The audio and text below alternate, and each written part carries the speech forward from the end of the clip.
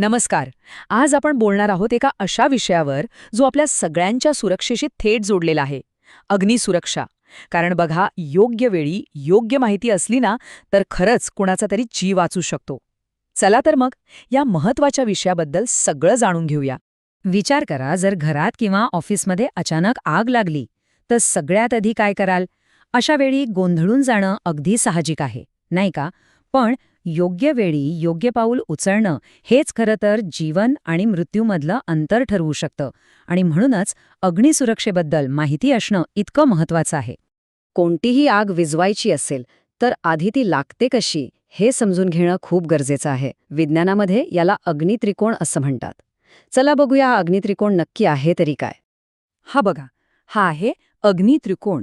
म्हणजे आग लागण्यासाठी आणि ती जळत राहण्यासाठी 3 गोष्टींची गरज असते.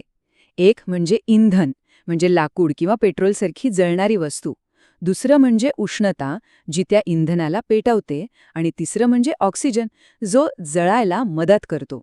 ह्या 3 गोष्टी एकत्र आल्याशिवाय आग लागूच शकत नाही. अगदी सोपं आहे, नाही का? याचा अर्थ काय होतो? सरळ आहे. जर आग विझवायची असेल तर या त्रिकोणाची कुठचीही एक बाजू मोडून काढायची आणि आपलं फायर एक्स्टिंग्विशर म्हणजे अग्निशामक यंत्र बरोबर हेच काम करतं. ते एकतर उष्णता कमी करतं किंवा ऑक्सिजनचा पुरवठा थांबवतं किंवा कधीकधी इंधनच बाजूला करतं. पण एक मिनिट, अग्निशामक यंत्र उचलायच्या आधी एक सगळ्यात महत्वाची गोष्ट लक्षात घ्यायला हवी. ती म्हणजे आपल्याला नक्की कोणत्या प्रकारच्या आगीचा सामना करायचा आहे हे ओळखणं. असं का? कारण प्रत्येक प्रकारच्या आगीसाठी एक वेगळं खास अग्निशामक बनवलेलं असतं. आगीचं वर्गीकरण साधारणपणे 4 मुख्य वर्गांमध्ये केलं जातं: अ, ब, क आणि ड. आणि हे वर्गीकरण कशावर ठरतं? तर आग कोणत्या प्रकारच्या इंधनामुळे लागली आहे यावर. तो वर्ग अ म्हणजे आपल्या रोजच्या वापरातल्या वस्तूंना लागलेली आग. म्हणजे समजा लाकूड, कागद किंवा कापड. आपल्या घरात किंवा ऑफिसमध्ये जी आग लागते ती बहुतेकदा याच प्रकारची असते. आणि ही विझवण्यासाठी पाणी किंवा फोम टाईपचं अग्निशामक यंत्र वापरतात. आता येतो वर्ग ब. ही आग लागते पेट्रोल, डिझेल किंवा तेलासारख्या ज्वलनशील द्रवांमुळे. आणि इथे एक गोष्ट कायम लक्षात ठेवायची: या आगीवर पाण्याने विझवण्याचा प्रयत्न कधीच करायचा नाही. कारण काय होतं? हे द्रव पाण्यावर तरंगतात आणि आग अजूनच पसरते. खूप धोकादायक ठरू शकतं हे. वर्ग क मध्ये येतात गॅसेस, म्हणजे LPG किंवा नैसर्गिक वायूंसारखे ज्वलनशील वायू. ह्या प्रकारच्या आगी जास्त धोकादायक असतात, कारण इथे फक्त आगीचाच नाही तर गॅस गळतीचाही मोठा धोका असतो. आणि शेवटचा प्रकार म्हणजे वर्ग ड. ही आग सहसा मोठमोठ्या इंडस्ट्रीजमध्ये किंवा कारखान्यांमध्ये लागते, जिथे मॅग्नेशियम किंवा टायटॅनियमसारखे जळणारे धातू असतात. इतकंच नाही तर शॉर्ट सर्किटमुळे लागणारी विजेची आग सुद्धा याच वर्गात मोडते. बरं, आता आपल्याला आगीचे वेगवेगळे प्रकार तर कळाले. मग आता पुढचा प्रश्न: प्रत्येक प्रकारच्या आगीसाठी योग्य अग्निशामक यंत्र निवडायचं कसं? चला तेच पाहूया. इथे बघा, अगदी सोप्या भाषेत दिलंय की कोणत्या वर्गाच्या आगीसाठी कोणतं अग्निशामक वापरायचं. जसं की वर्ग अ च्या आगीसाठी पाणी चालेल, पण तेच पाणी जर तेलाच्या किंवा विजेच्या आगीवर वापरलं तर ते खूपच धोकादायक ठरू शकतं. त्यामुळे ही योग्य जोडी लक्षात ठेवणं खूप खूप महत्वाचं आहे. हे बघा, इथे आपण वर्ग ब च्या आगीचं उदाहरण पाहू शकतो, म्हणजे जी ज्वलनशील द्रवांमुळे लागते. यासाठी वापरतात फोम एक्स्टिंग्विशर. हा फोम काय करतो? तो त्या द्रवावर एक चादरीसारखा थर तयार करतो, ज्यामुळे आगीचा ऑक्सिजनशी संपर्क तुटतो आणि आग आपोआप विझते.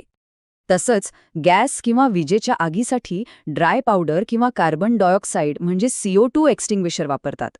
CO2 गॅस खूप थंड असतो आणि तो हवेतला ऑक्सिजन बाजूला सारतो, म्हणजे एक प्रकारे तो आगीचा श्वास कोंडतो आणि ती विझून जाते.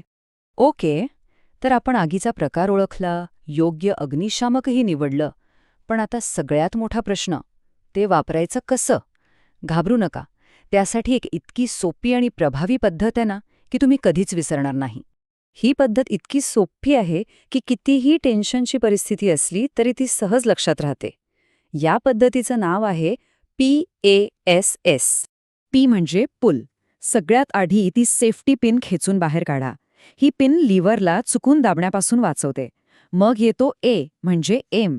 तुमचा नेम थेट आगीच्या मुळाशी म्हणजे जिथून आग पेटली आहे त्या इंधनावर धरायचा आहे. वरच्या ज्वाळांवर नाही हे लक्षात ठेवा, कारण मूळ इंधन विझलं की आग आपोआप विझते. मग येतो एस म्हणजे स्क्वीज. आता लिव्हर हळू आणि एकसारखा दाबा म्हणजे आतला पदार्थ व्यवस्थित बाहेर येईल. आणि शेवटचा एस म्हणजे स्वीप. नॉझलला एका बाजूकडून दुसऱ्या बाजूकडे हळूवारपणे फिरवायचं, अगदी आपण झाडू मारतो ना तसं. यामुळे तो पदार्थ आगीच्या संपूर्ण बेसवर पसरेल आणि आग विझायला मदत होईल. हे PASS सूत्र म्हणजे या संपूर्ण माहितीचं सार आहे असं म्हणायला हरकत नाही. फक्त हे 4 सोपे शब्द लक्षात ठेवले तरी कोणत्याही आणीबाणीच्या परिस्थितीत योग्य कृती करणं सोपं होऊन जाईल. तर आज आपण काय काय शिकलो याचा एक छोटासा आढावा घेऊया. पहिलं, आगीचा वर्ग ओळखा. दुसरं, त्या आगीनुसार योग्य अग्निशामक निवडा. तिसरं, PASS पद्धत लक्षात ठेवा. आणि सगळ्यात महत्त्वाचं, नेहमी आपल्या स्वतःच्या सुरक्षेला पहिलं प्राधान्य द्या. आग जर नियंत्रणाबाहेर जात असेल असं वाटलं तर अजिबात धोका पत्करू नका, लगेच तिथून सुरक्षित ठिकाणी जा. पण बघा, ही माहिती फक्त ऐकून किंवा पाहून पुरेशी नाही आहे. खरी तयारी तेव्हाच होईल जेव्हा आपण आपल्या घरात किंवा कामाच्या ठिकाणी जे अग्निशामक यंत्र आहे ते एकदा जाऊन तपासू. ते कोणत्या प्रकारचे आहे हे पाहू आणि PASS पद्धतीची मनातल्या मनात उजळणी करू. तर मग ही पुढची पायरी घेण्यासाठी सगळे तयार आहेत का?